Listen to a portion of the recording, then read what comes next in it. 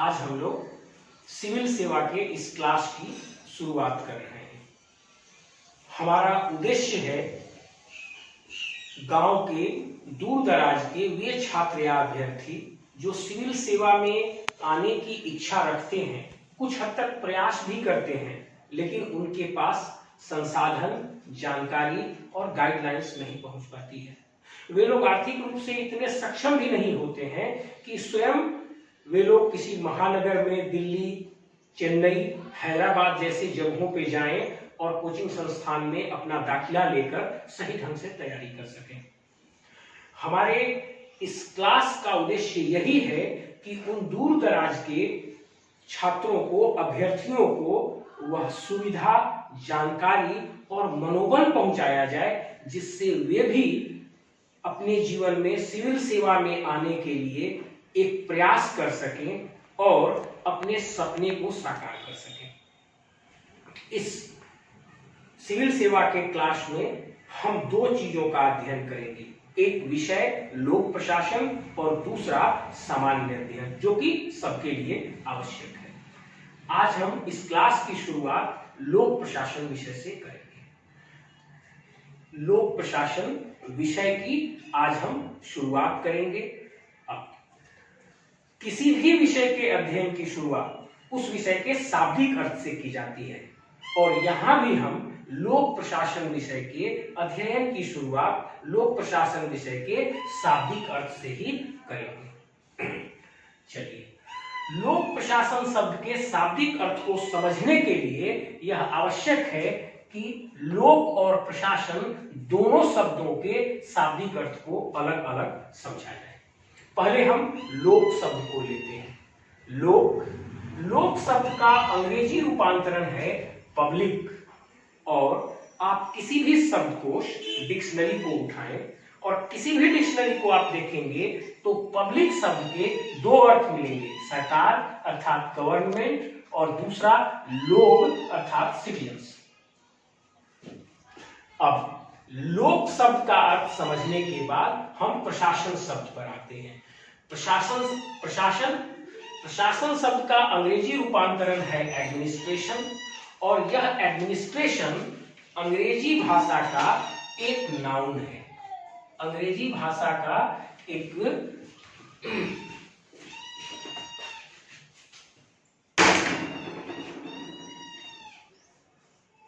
Noun है।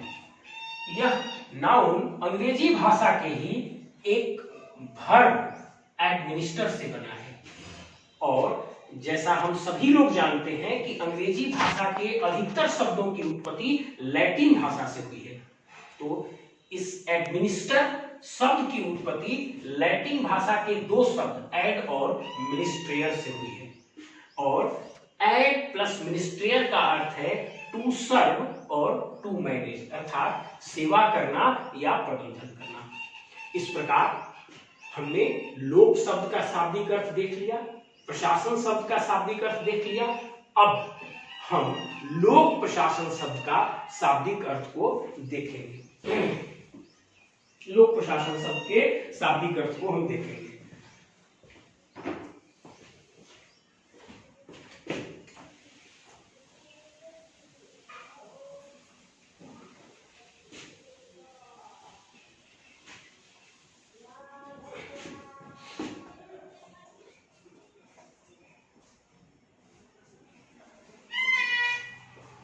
लोक प्रशासन,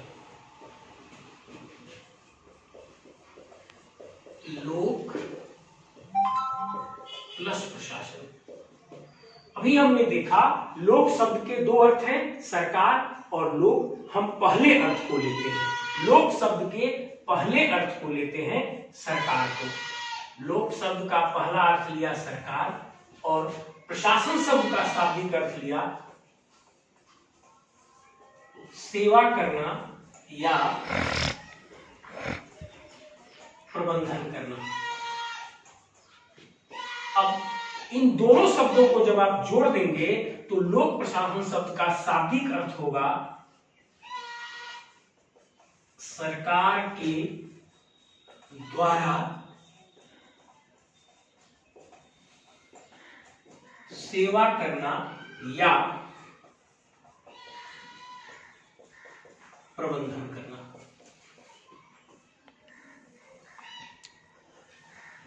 अब जब लोक प्रशासन में लोक शब्द का अर्थ आप सरकार लेते हैं, तब लोक प्रशासन का अर्थ निकल कर आता है सरकार के द्वारा सेवा करना या प्रबंधन करना। अब यदि आप इस दृष्टिकोण से देखेंगे तो लोक प्रशासन विषय के अंतर्गत केवल और केवल सरकार के संगठन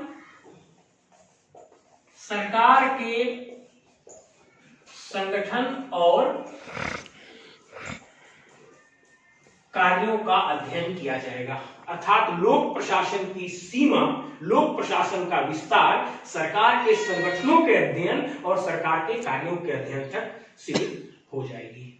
अब एक चीज यहां हम आपको स्पष्ट करें, अब अधिकतर लेखक जो लोक प्रशासन विषय पर लिखते हैं उनके द्वारा लोक का अर्थ सामान्य रूप से सरकार ही लिया जाता है, और उस दृष्टिकोण से हमने यह देख लिया कि लोक प्रशासन का अर्थ हुआ सरकार के द्वारा सेवा करना या प्रबंधन करना, और दृष्टिकोण से लोक प्रशासन विषय के अंतर्गत सरकार के संगठन और कार्यों का अध्ययन किया जाएगा। अर्थात लोक प्रशासन विषय सरकार के संगठनों और कार्यों के अध्ययन तक सीमित होगा। अब हम लोक शब्द के दूसरे अर्थ को लेते हैं। लोक शब्द के दूसरे अर्थ को लेते हैं, और लोक शब्द का दूसरा अर्थ था लोग। अब लोक प्रशासन बराबर लोक प्लस प्रशासन, लोक का अर्थ दिया मैंने, लोक का दूसरा अर्थ लिया मैंने लोग, और प्रशासन का अर्थ सेवा करना या प्रबंधन करना। अब इन दोनों को मिलाते हैं। लोगों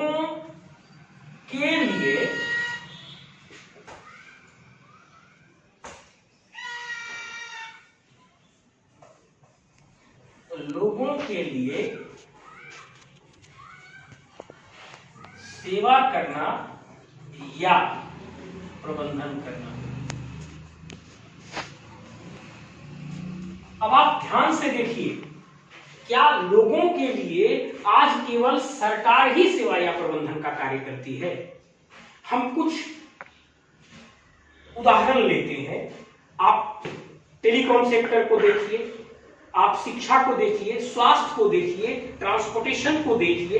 इन सभी क्षेत्रों में सरकार के साथ साथ निजी सेक्टर और नॉन गवर्नमेंटल ऑर्गेनाइजेशन अर्थात गैर सरकारी संगठन भी सेवा और प्रबंधन करने का कार्य करते हैं। और इस दृष्टिकोण के अनुसार लोक प्रशासन के अंतर्गत कोई भी संगठन जो सेवा या प्रबंधन का कार्य करता है उन सभी को समाहित किया जाएगा, और लोक प्रशासन विषय के अंतर्गत सरकार के साथ साथ उन सभी संगठनों का जो लोगों के लिए सेवा या प्रबंधन का कार्य करते हैं अध्ययन किया जाएगा। और इस दृष्टिकोण से जब आप देखेंगे तो लोक प्रशासन विषय के अंतर्गत सरकार के साथ साथ सिविल सोसाइटीज, एनजीओज और प्राइवेट एंटिटीज, इन सभी का अध्ययन लोक प्रशासन विषय के दायरे में आएगा।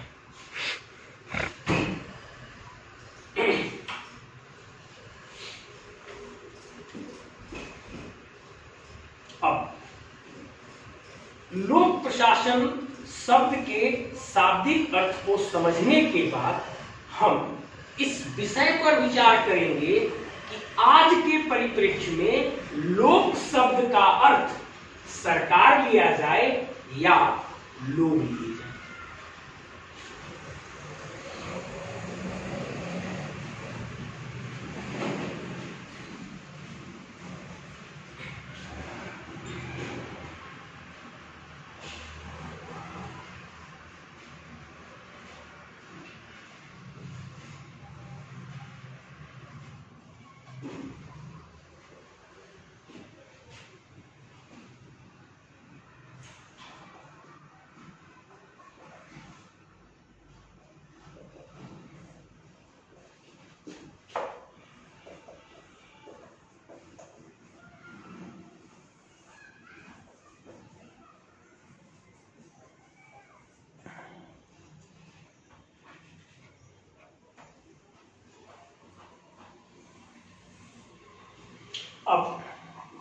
दोनों प्रकार से लोक प्रशासन का अर्थ समझने के बाद हम आज इस विषय पर विचार करेंगे कि वर्तमान परिप्रेक्ष्य में लोक शब्द का अर्थ सरकार लिया जाना उचित है या लोग लिया जाना उचित है। इस प्रकार के प्रश्न सिविल सेवा के मुख्य परीक्षा में पूछे जाते हैं। विश्लेषण करने को कहा जाता है कि आज के परिदृश्य में लोक का अर्थ सरकार होना चाहिए या लोग होना चाहिए। अब हम आगे इसी चीज का विश्लेषण करेंगे।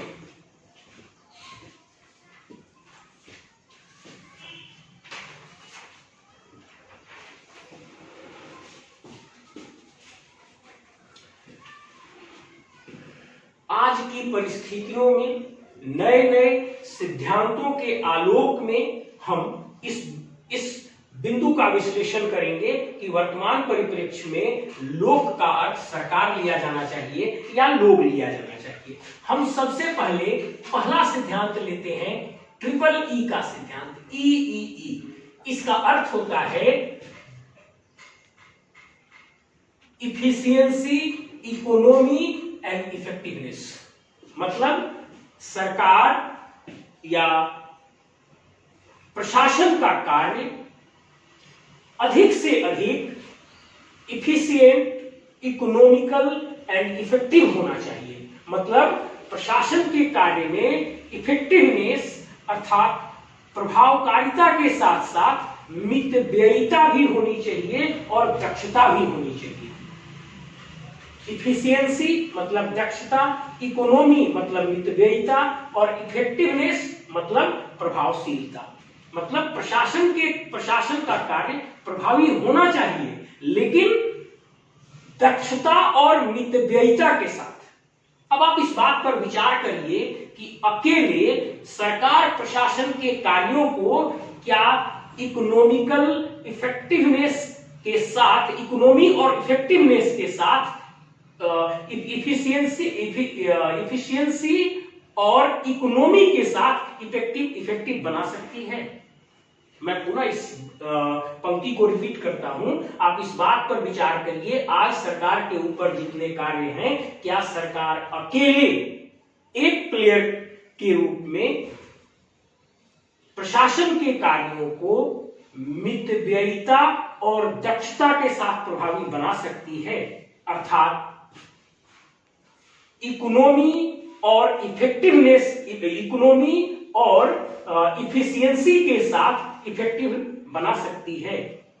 यह संभव नहीं है। इसके लिए यह आवश्यक है कि सरकार के साथ साथ प्रशासन के कार्यों में और गैर सरकारी संगठनों को भागीदार बनाया जाए और सभी मिलकर कार्य का बंटवारा करके जब कार्यों को करेंगे तभी प्रशासन का कार्य इफिशियंसी के साथ, इकोनॉमी के साथ इफेक्टिव हो पाएगा। अर्थात मितव्ययिता के साथ, दक्षता के साथ प्रभावी हो पाएगा। और यह सिद्धांत भी इस बात की ओर इशारा करता है कि लोक प्रशासन के अंतर्गत केवल और केवल सरकार को नहीं रखा जाना चाहिए, सरकार के साथ साथ गैर सरकारी संगठनों को जरूर भागीदार बनाया जाना चाहिए। तभी प्रशासन का कार्य इकोनॉमिकल, इफिशिएंट एंड इफेक्टिव हो पाएगा। अब दूसरे बिंदु पर आते हैं, दूसरे सिद्धांत पर आते हैं, एलपीजी। इसका अर्थ है liberalisation, privatisation and globalisation. Liberalisation का अर्थ है सरकार के कानूनी नियंत्रण को कम करना। प्राइवेटाइजेशन का अर्थ है प्रशासन के कार्यों को ज्यादा से ज्यादा निजी हाथों में सौंपना। और ग्लोबलाइजेशन का अर्थ है वैश्विक स्तर पर प्रशासन के कार्यों में सहयोग लेना, आउटसोर्सिंग करना और उन दूसरे देशों, संगठनों से भी मदद लेना। यह भी एक प्रयास है प्रशासन को इफिशिएंट, इकोनॉमिकल एंड इफेक्टिव बनाने का। अब जब हम एलपीजी पर आते हैं, लिबरलाइजेशन, प्राइवेटाइजेशन और ग्लोबलाइजेशन पर, तो यह सिद्धांत भी इस बात की वकालत करता है कि सरकार के नियंत्रण को कम से कम किया जाए, सरकार के कार्यों को निजी संगठनों को भी सौंपा जाए, और यदि जरूरत पड़े तो वैश्विक स्तर पर दूसरे देशों और दूसरे देशों में स्थित संगठनों से भी प्रशासन के कार्यों में मदद लिया जाए। इसी को लिबरलाइजेशन, प्राइवेटाइजेशन, ग्लोबलाइजेशन कहा जाता है। और इस सिद्धांत के द्वारा भी इस ओर इशारा किया जाता है कि लोक प्रशासन के अंतर्गत न केवल सरकार बल्कि सरकार के साथ साथ गैर सरकारी संगठनों को भी शामिल किया जाना चाहिए।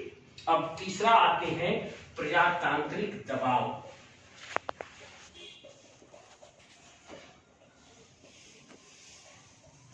आज लोगों को प्रशासन के प्रति एक चीड़ सी दिखती है।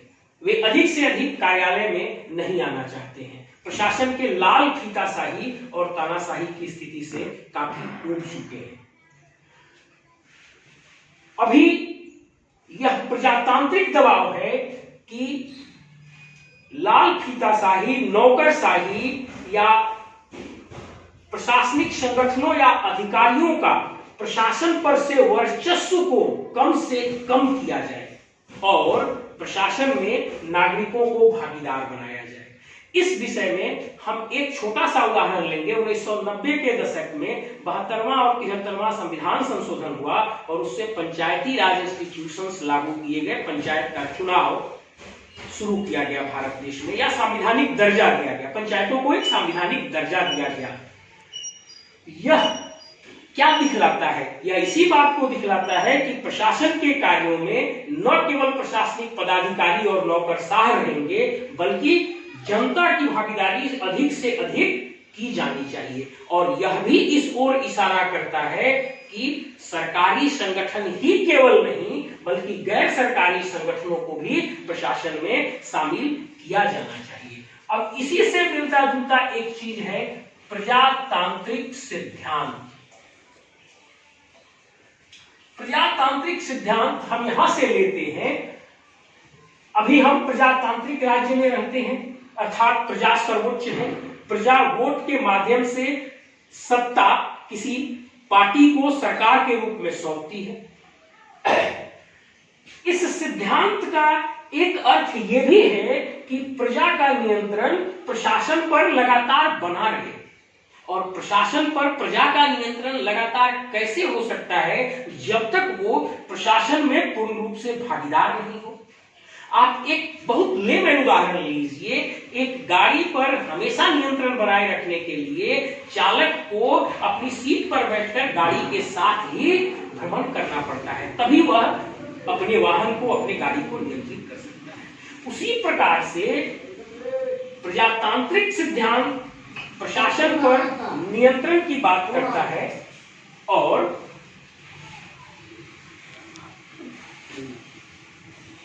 प्रजातांत्रिक सिद्धांत प्रशासन पर नियंत्रण, प्रजा के द्वारा नियंत्रण की बात करता है और प्रशासन पर प्रजा के द्वारा नियंत्रण तभी संभव है जब प्रजा की अधिक से अधिक प्रशासन में भागीदारी हो, अर्थात सरकार के संगठनों के साथ साथ गैर सरकारी संगठनों की भी अधिक से अधिक इसमें भागीदारी हो। और यह सिद्धांत भी इस ओर इशारा करता है कि प्रशासन में केवल सरकार नहीं बल्कि गैर सरकारी संगठनों को भी शामिल किया जाना चाहिए। अब पांचवा बिंदु पर आते हैं, यह है एडमिनिस्ट्रेटिव लैग। एडमिनिस्ट्रेटिव लैग क्या है? एडमिनिस्ट्रेटिव लैग, आज कल्याणकारी राज्य है, नागरिकों को सरकार से बहुत सी उम्मीदें हैं, जन्म से लेकर मृत्यु तक की सेवाएं पाना चाहते हैं और सरकार की मशीनरी, जो सरकार की प्रशासनिक मशीनरी है, वह इतनी सक्षम नहीं है कि लोगों की उन सभी इच्छाओं को अकेले पूरी कर सके। इसलिए यह आवश्यक है कि प्रशासन के कार्यों में सिविल सोसाइटी, एनजीओज, गैर सरकारी संगठन और प्राइवेट एंटिटीज को शामिल किया जाए ताकि सभी लोग मिलकर प्रशासन के ऊपर, सरकार के ऊपर बढ़े हुए बोझ का बंटवारा करके एक साथ कार्य कर सकें और नागरिकों की आकांक्षा पर खरे उतर सकें और एडमिनिस्ट्रेटिव लैग को कम किया जा सके और मिटाया जा सके। और यह एडमिनिस्ट्रेटिव लैग का सिद्धांत भी इस ओर इशारा करता है कि प्रशासन में न केवल सरकार अकेले होना चाहिए बल्कि सरकार के साथ साथ गैर सरकारी संगठन भी भागीदार होने चाहिए ताकि एडमिनिस्ट्रेटिव लैग को कम किया जा सके। अब हम आते हैं छठवां, गवर्नेंस और गुड गवर्नेंस।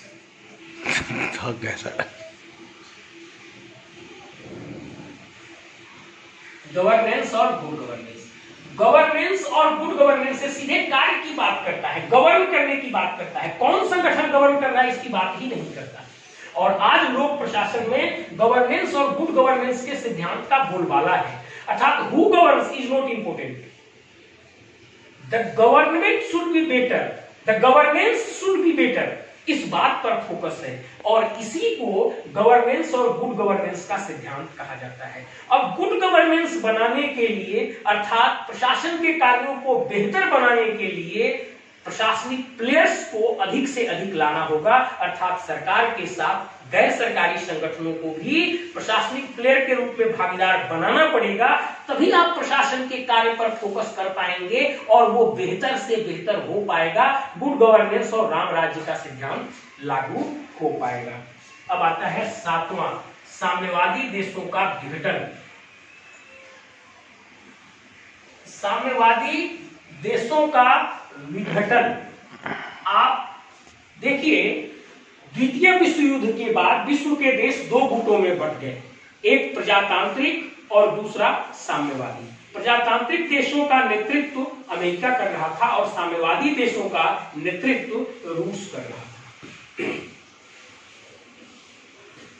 प्रजातांत्रिक देशों में अधिक से अधिक कार्य निजी संस्थाओं को देने पर जोर दिया जा रहा था और साम्यवादी देशों में अधिक से अधिक कार्य, विशेष मुख्य रूप से आर्थिक कार्य सरकार के हाथों में लिया जा रहा था। और 1991 में आकर सोवियत संघ का विघटन हो गया, जो कि साम्यवादी देशों का प्रणेता था। साम्यवादी देश का मतलब है वह देश जो इस सिद्धांत पर आधारित है जहां अधिक से अधिक कार्य, विशेषकर आर्थिक कार्य सरकार के द्वारा किए जाएंगे, अर्थात सरकार का बोलबाला था यहाँ पर। और यह सिद्धांत विघटित हो गया 1991 में जब साम्यवादी देशों का विघटन हुआ और सोवियत संघ से टूटकर 16 देश अलग अलग हो गए। यह घटना भी इस ओर इशारा करता है कि सरकार प्रशासन के कार्यों को अकेले करने में सक्षम नहीं है और इसके साथ नॉन गवर्नमेंटल ऑर्गेनाइजेशन को भी साथ में लाना पड़ेगा। अब 8वें बिंदु पर आते हैं, ये है वेलफेयर स्टेट की संकल्पना। वेलफेयर स्टेट जब राज्य का गठन हुआ था 2000 साल पहले, 3000 साल पहले, तब पुलिस स्टेट की संकल्पना थी। राज्य नागरिकों से टैक्स वसूलेगी और उन्हें न्याय तथा सुरक्षा प्रदान करेगी। लेकिन आज सरकार न्याय और सुरक्षा ही नहीं बल्कि जीवन की हर आवश्यकता में नागरिकों का भागीदार बनती है। उन्हें जन्म प्रमाण पत्र से लेकर रोटी, कपड़ा, मकान, न्याय, स्वास्थ्य सुविधा देते हुए मृत्यु प्रमाण पत्र तक देती है। और इतने बढ़े हुए कार्यों को अकेले सरकार नहीं कर सकती है, इसमें सिविल सोसाइटी, नागरिक और नॉन गवर्नमेंटल ऑर्गेनाइजेशन को भागीदार बनाया जाना आवश्यक है। अब 9वां है विकासशील देशों में राष्ट्रवाद। रोकिए सर। अब